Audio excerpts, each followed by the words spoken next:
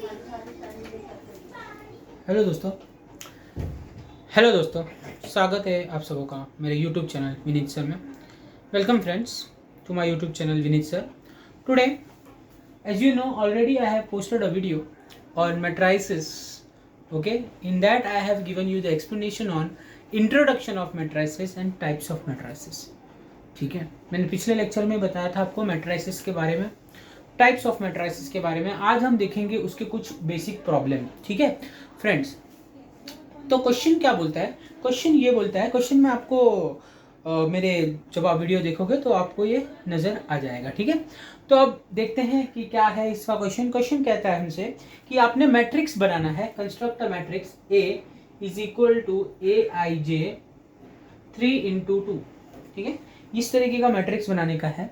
ठीक है, और मतलब अब मैंने आपको बताया था, ऑर्डर ऑफ द मैट्रिक्स बताया था कि ये 3 रो है और ये क्या है 2 कॉलम्स। ठीक है, और then in that they have given a formula AIJ is equal to I minus J square upon 5 minus I.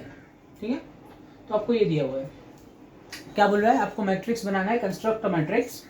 Okay, आपको ये दिया हुआ है कि ये एक बेसिक स्ट्रक्चर है मैट्रिक्स का, ऐसा रहेगा। मैंने आपको बताया था 3 रो 2 कॉलम का मैट्रिक्स है। ठीक है, I stands for row, J stands for column. सारे मेरे एक्सप्लेनेशन मैंने वीडियोस में देके रखा है पिछले वीडियो में। You can go to that, type matrices Vineet sir, you will definitely get this all thing. Now AIJ equal to I minus J the whole square 5 minus I। This is the formula which has been given to you. This is not a formula basically it has been given just for the construction of the matrices. Okay, तो करेंगे कैसे? पहले देखते हैं एक general skeleton matrices का क्या है। जनरल स्केलेटन मैट्रिसेस का है, अगर आप देखोगे तो मैट्रिक्स आपका बनना है 3 रोज और 2 कॉलम्स का।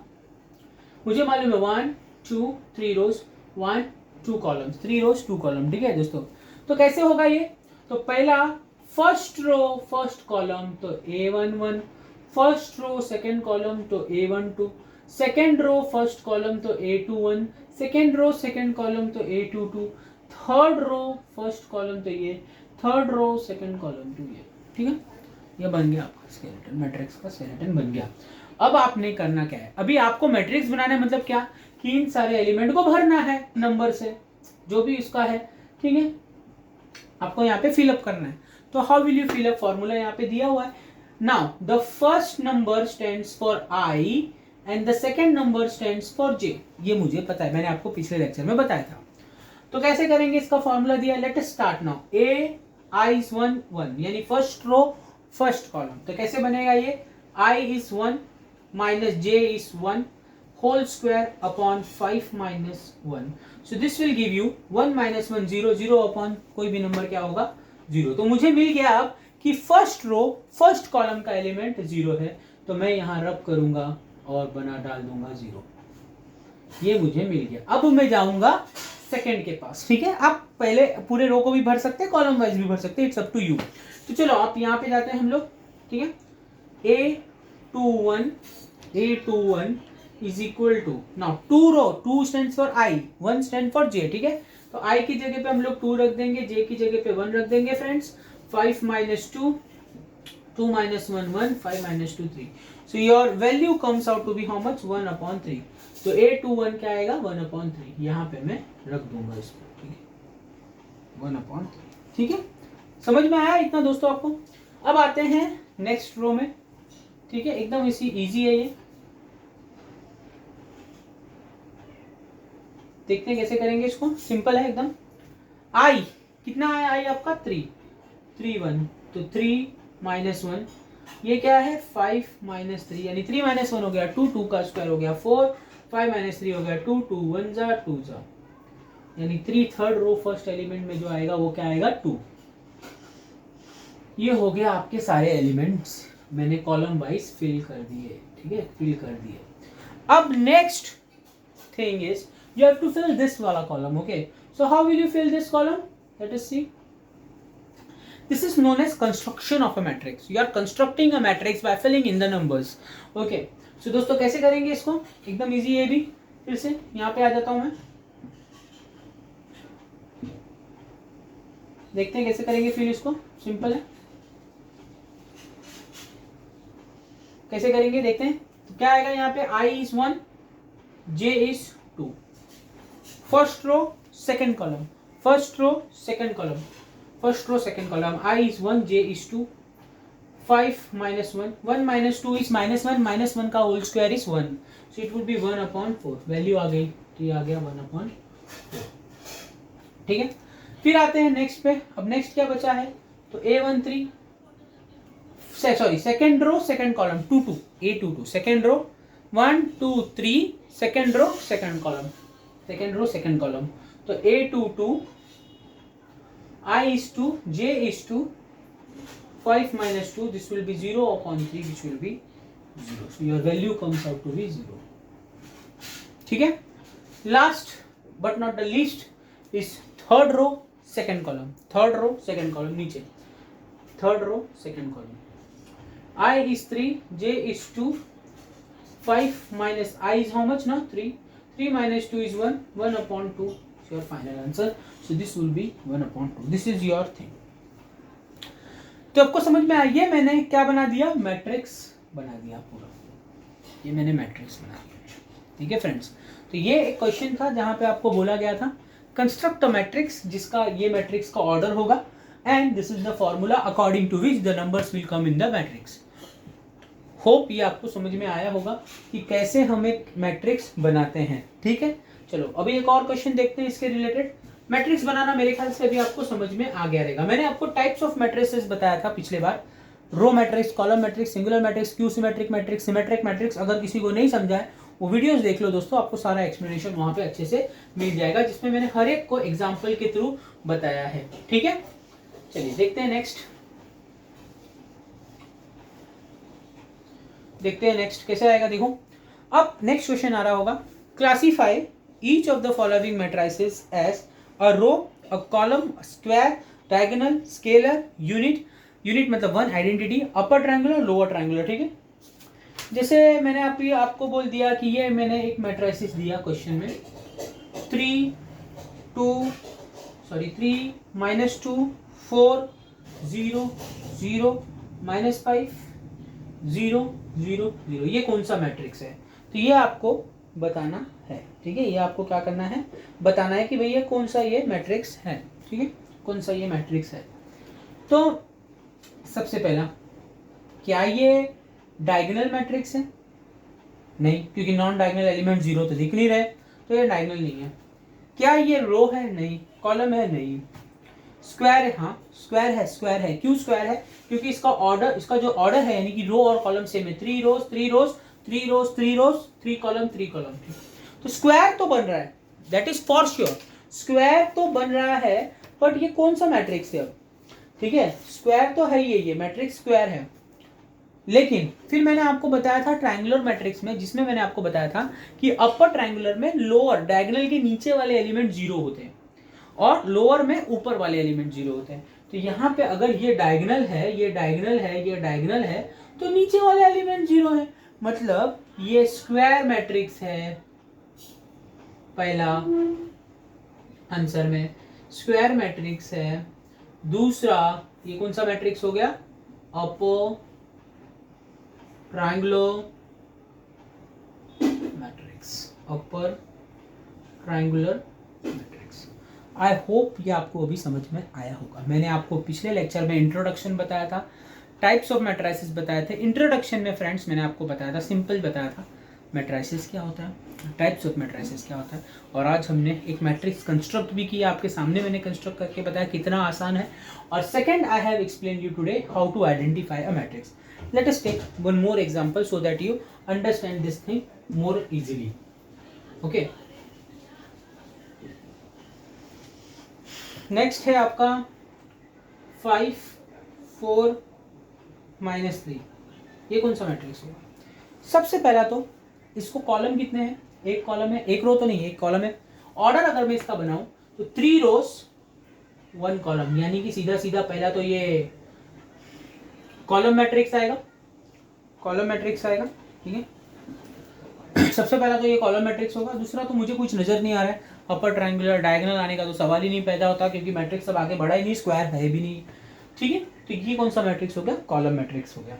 ओके, तो होप अभी आपको ये समझ में आ रहा होगा क्वेश्चंस एक और क्वेश्चन लेते हैं, 6 0 0 6, ये कौन सा मैट्रिक्स होगा?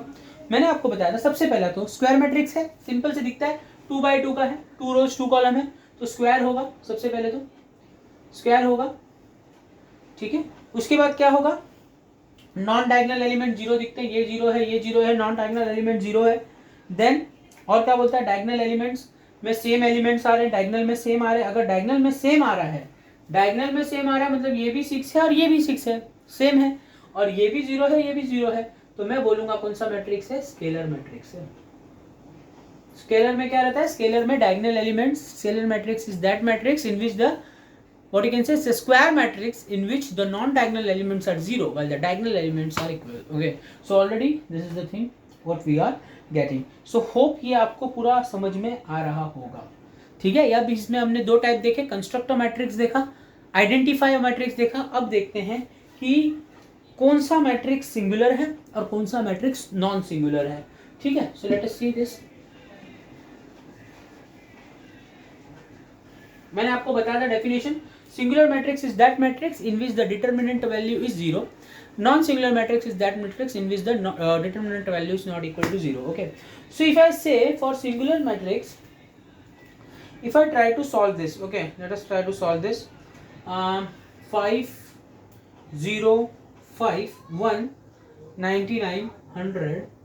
अच्छा, डिटर्मिनेंट एक अलग चैप्टर है, that also I will make certain videos on determinant, on how to use the property to solve any determinant. There are 7 properties based on which the problems are solved. Okay friends, so 199 100 and then is what 699 105.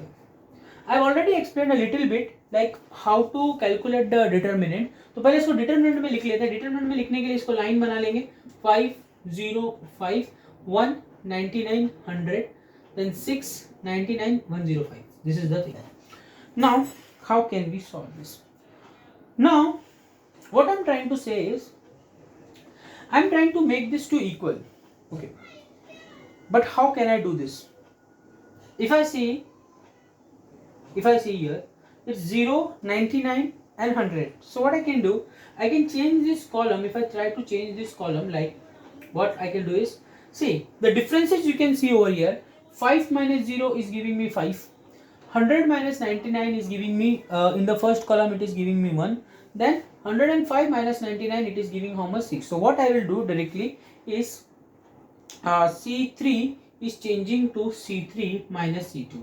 So column 3 पे मैंने operations किया है. Column 3 पे क्या operation किया, column number 3 पे ये column number 3 को कॉलम नंबर 2 से माइनस कर दिया है, ठीक है.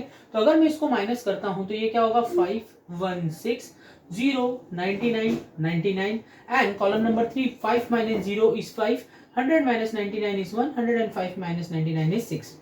So if you see these two columns are identical, and since they are identical, we have a property in determinant. Whenever any two row or any two columns are identical, the determinant value comes out to be 0.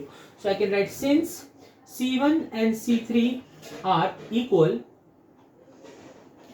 therefore determinant value is equal to 0, therefore it is a singular matrix. Okay, I hope guys ये आपको पूरा समझ में आ रहा होगा कि कैसे अगर ये नॉट इक्वल आता 0 के तो डेफिनेटली मैं बोल देता नॉन सिंगुलर मैट्रिक्स है. तो आपको ये समझ में आया होगा कि रो मैट्रिक्स, कॉलम मैट्रिक्स मैंने सब बता दिया. आप मैट्रिसेस के बारे में बताया, मैट्रिक्स कैसे बनाने का, और अभी मैंने बताया आपको कि सिंगुलर नॉन सिंगुलर को आइडेंटिफाई कैसे करने का.